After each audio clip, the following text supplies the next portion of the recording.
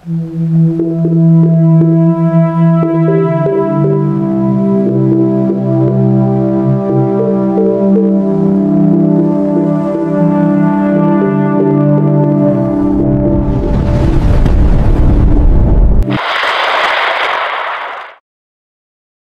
araw po sa lahat. Narito ang pinakahuling update sa ating minomonitor na mga bagyo.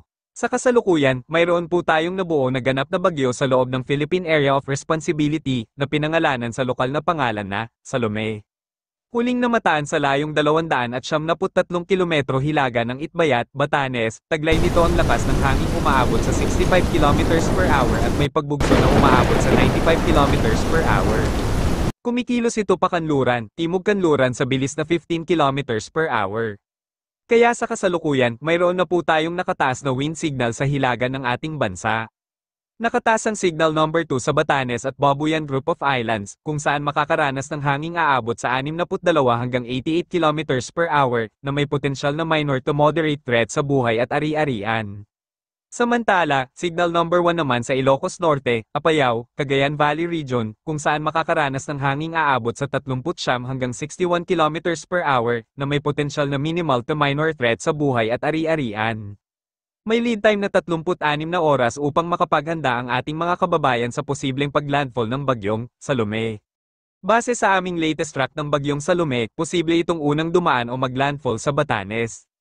Ngayong araw, makikita natin ang paglapit nito sa Batanes, kung saan mamayang hapon o madaling araw ay ramdam na ang hangin.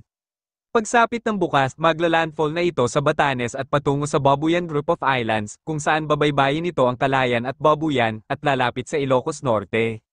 Sakop ng Hilagang Luzon ng hangin, kaya may nakataas din tayong wind signal sa mga posibleng apektado ng hangin. Pagsapit ng Biyernes, makikita natin na nasa kanlurang bahagi na ito ng Ilocos Sur. Kaya maging alerto sa posibleng epekto ng bagyo. Manatiling updated dahil sa ganitong kategorya ay pabago bago ang tinatahak na daanan ng bagyo. Bahagya na itong nakaaapekto sa Batanes, kung saan ngayong araw ay makakaranas ng bahagyang maulap na papawiri na may kalat-kalat na pag-ulan at bahagyang paglakas ng hangin. Samantala, ang low pressure area na ating minomonitor sa silangang bahagi ng Mindanao ay tuluyan ng naglaho sa mga nakalipas na oras. Sa ngayon, hanging easterlies at hanging habagat ang siyang nakaaapekto sa ating bansa na nagde-develop ng mga thunderstorm na siyang magdudulot ng maulap na papawirin at mga pag-ulan sa ating bansa. Samantala, ang bagyong Ramil na ating minomonitor ay huling namataan sa labas ng Philippine Area of Responsibility sa layong 705 kilometro kanluran ng Hilagang Luzon, na may lakas ng hangin umaabot sa 95 kilometers per hour at may pagbugso na umaabot sa 115 kilometers per hour. Kumikilos pa kanluran sa bilis na 10 kilometers per hour, sa kasalukuyan. Wala pa itong direktang epekto sa ating bansa, kaya wala pa tayong ipinangangamba sa bagyong Ramil, dahil palayo na ito ng ating bansa. Para naman sa magiging lagay ng panahon dito sa Luzon, dahil sa epekto ng bagyong Salome sa Hilagang Luzon, makakaranas na po tayo ngayong araw sa Batanes at Babuyan Group of Islands ng bahagyang maulap na papawirin na may mga kalat-kalat na pag-ulan dahil po yan sa bagyong Salome na ating makikita sa ating latest satellite image. Samantala, dito naman sa silangang bahagi ng Luzon sa Aurora, Quezon Province, at Bicol Region, makakaranas ng mainit na panahon sa umaga ngunit pagsapit ng hapon at gabi, makakaranas ng bahagyang maulap na papawirin na may mga kalat-kalat na pag-ulan, dulot po iyan ng hanging easterly sa silangang bahagi ng ating bansa na nanggagaling sa Pacific Ocean, na mainit na temperatura, na lumilikha ng mga localized thunderstorm o pagkulog at pagkidlat lalo na sa hapon at gabi.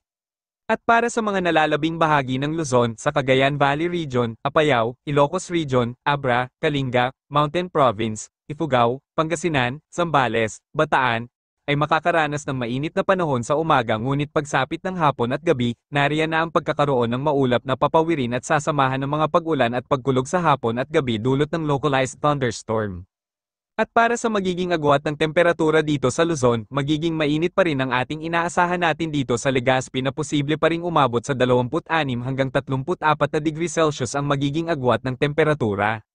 Samantala, bahagya bumaba ang temperatura dito sa Tagaytay na naglalaro lamang sa 22 hanggang 28 degrees Celsius, Metro Manila, 24 hanggang 33 degrees Celsius, Baguio, 17 hanggang 21 degrees Celsius, Lawag 24 hanggang 32 degrees Celsius.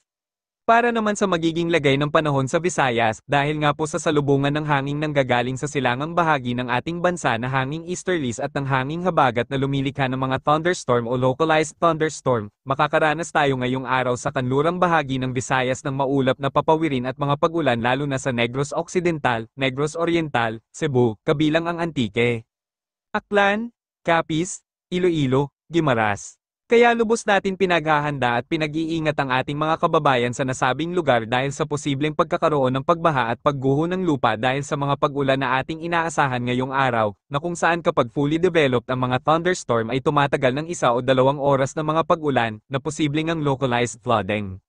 Samantala, sa nalalabing bahagi ng Visayas, sa Bohol, Leyte, Biliran, Northern Samar, Eastern Samar, makakaranas ng mainit na panahon sa umaga, ngunit maging alerto sa hapon at gabi sa mga biglaang buhos ng pag-ulan dahil sa epekto ng mga localized thunderstorm.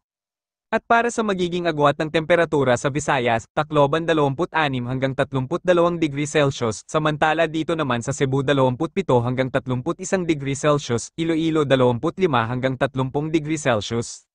Para sa magiging lagay ng panahon sa Mindanao, dahil nga po sa salubungan ng hanging easterlies at ng hanging habagat, makakaranas po tayo ng localized thunderstorm na siyang magdudulot ng maulap na papawirin ang mga pag-ulan sa Zamboanga Peninsula, Autonomous Region in Muslim Mindanao, Northern Mindanao, Davao Region, dahil sa thunderstorm na inyong makikita sa pinaka-latest satellite image natin.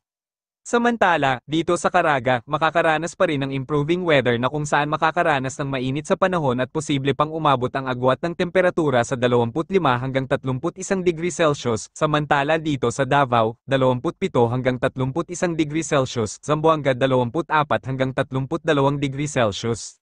Para naman sa magiging lagay ng panahon sa Palawan, makakaranas ng fair weather na kung saan makakaranas ng bahagyang pagsikat ng araw sa umaga ngunit nariyan pa rin ang mga thunderstorm na magdudulot ng maulap na papawirin at sinasamahan iyan ng mga kalat-kalat na pag-ulan sa hapon at gabi. Para sa magiging agwat ng temperatura, Puerto Princesa 24 hanggang 31 degrees Celsius, Kalayaan Islands, 26 hanggang 31 degrees Celsius. At para naman sa magiging lagay ng ating karagatan, sa kasalukuyan, may nakataas na po tayong gale warning sa Batanes, kung saan inaasahan nating taas ng pag-alon na aabot sa 2.8 hanggang 4.5 meters ang taas ng pag-alon, kaya naman sa nasabing seaboard, pinagbabawal ang anumang activities. Samantala, ang mga nalalabing coastal water, light to moderate ang magiging lagay ng pag-alon, kaya malaya pa rin makakapaglayag ang ating mga kababayan sa may mga banayad ng mga pag-alon ngunit iba yung pag-iingat pa rin po para na rin sa ating kaligtasan, na kung saan mayroon tayong minomonitor na bagong bagyo. Para sa mga karagdagang information at update, mag-subscribe po kayo sa aming YouTube channel at huwag kaligtaan mag-share para marami po tayong mabalon sa posibleng maglandfall ng bagyo sa ating bansa. At iyan nga po ang pinaka-latest po nating update ukol sa bagyong ating minomonitor sa loob at labas ng ating bansa. Ingat po mga kababayan and God bless.